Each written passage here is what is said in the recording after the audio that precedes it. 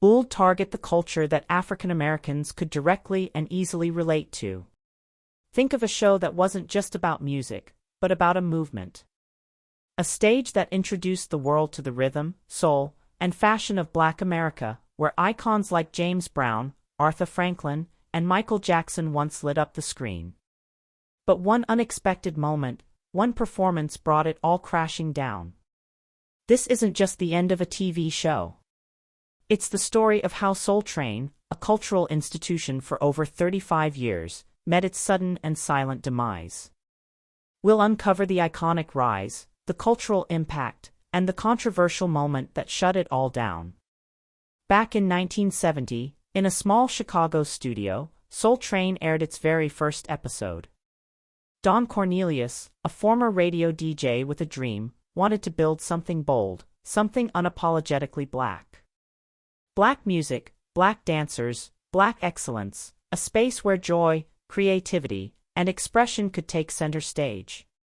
And the thing that makes it interesting is it's the first Black-owned, the first Black-sponsored, and the first Black-produced television show. And it's syndicated nationwide. Did you realize it was going to take off and be so successful? No. No.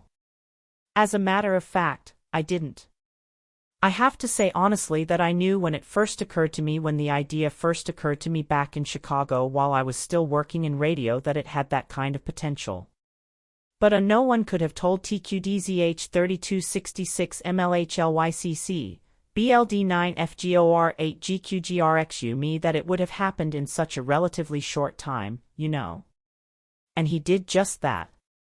Even with limited money and modest production, the energy was undeniable. The dancing, the live performances, the vibe, it all felt electric. Music, you're going to miss audiences responded instantly, and Cornelius made a key move, relocating the show to Los Angeles in 1971. That change turned a local hit into a national phenomenon. Soon, Soul Train wasn't just a TV show. It was the show. The place where Black artists became legends. Everyone wanted to be there. Stevie Wonder, Diana Ross, Marvin Gaye, Whitney Houston. But Soul Train was never just about the music. It was also about the dancers. The Soul Train line became iconic. 2 rows of dancers showing off their best moves, one by one. It wasn't scripted. It wasn't polished. But there was more going on behind the scenes than just dancing. Several Soul Train dancers like the wildly talented Dita Jo Freeman started gaining massive popularity with fans.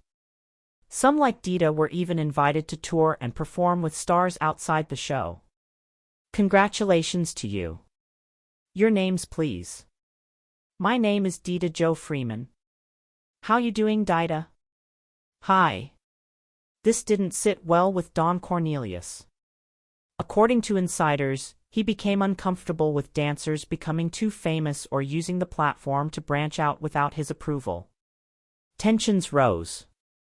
Dita eventually left the show, and her departure sparked one of the earliest behind-the-scenes controversies that fans didn't learn about until years later.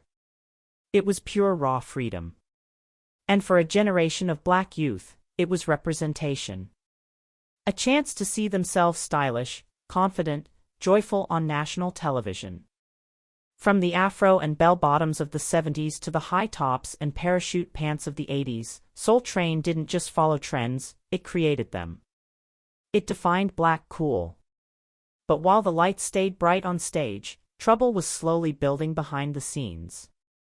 As the 1990s rolled in, the music landscape began shifting. Hip-hop was taking over.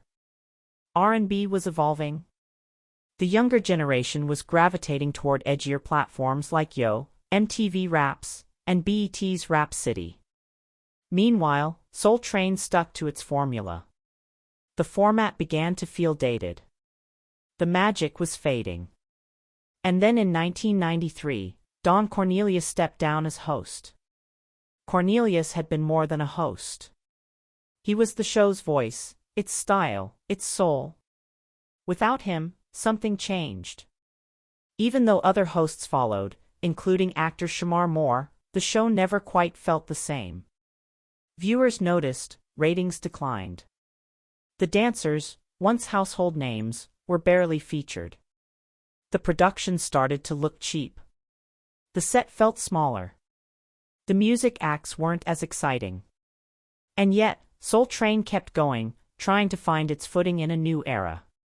Then came the moment no one saw coming. In the early 2000s, in a desperate attempt to boost relevance, Soul Train booked a controversial act. A young artist known for provocative lyrics and shock value performances. During the live taping, that artist took the stage and within minutes things went off the rails. What was meant to be edgy came off as offensive. Suggestive moves, explicit lyrics, wardrobe that left little to the imagination. Audience members were stunned. Many walked out. Others complained. Parents called in, sponsors pulled ads. The network received backlash overnight. What was supposed to be a modern refresh turned into a PR disaster. And for Soul Train, it was the final blow. Production halted. Episodes were pulled. Staff were let go quietly. And in 2006, without a farewell, without a final tribute, Soul Train disappeared from television. No last episode, no standing ovation, just silence. It was a heartbreaking end for a show that had once stood tall as a symbol of Black culture, unity, and pride. For Don Cornelius, who had watched his creation fade into something unrecognizable, it was a personal loss. But even in its end, Soul Train's legacy didn't fade.